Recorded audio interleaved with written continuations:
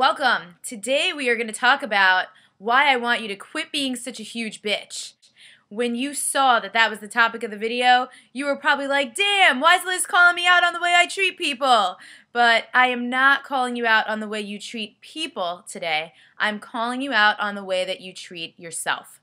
This is a really important topic, and I get really fired up about it because when people break through this, they start to get ridiculous results. Like, this is the difference between kind of seeing some progress and some results and being wildly successful.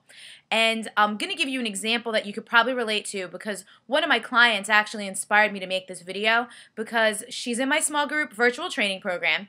And over the course of her first month, she did an awesome job in terms of following my instructions to a T.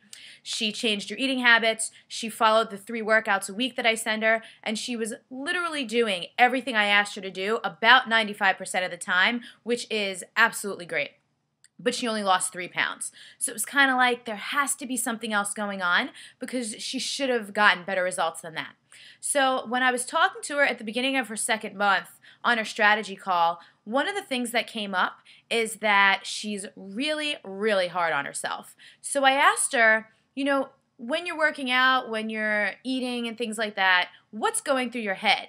And what we realized is that she talks to herself like she would never talk to another person. She has a daughter, and I asked her, would you ever say anything to your daughter that you say to yourself in your head? She said, no, absolutely not. And I also asked her, would you ever let someone else speak to you the way that you speak to yourself in your head? She was like, no way. So I asked her, why does it make it okay then to speak to yourself like that and to put yourself down? And she was silent for a little bit, and she was like, it's not okay.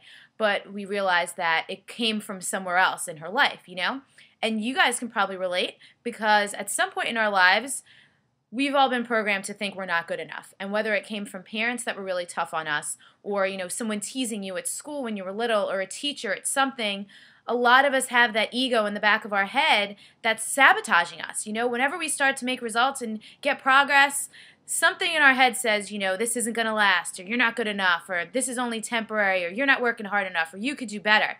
And that's kind of bullshit. So I want to give you 3 action steps to putting a stop to that. And the first thing is just acknowledge it when it happens. You know what's going on, and you know that it's not okay. So stop the thought in its tracks once it comes. The second thing to do is replace it with something else. And if it's easy for you to have like a go-to mantra, like for me, I know when I start to feel overwhelmed, I stop and I say, hey, I can do this.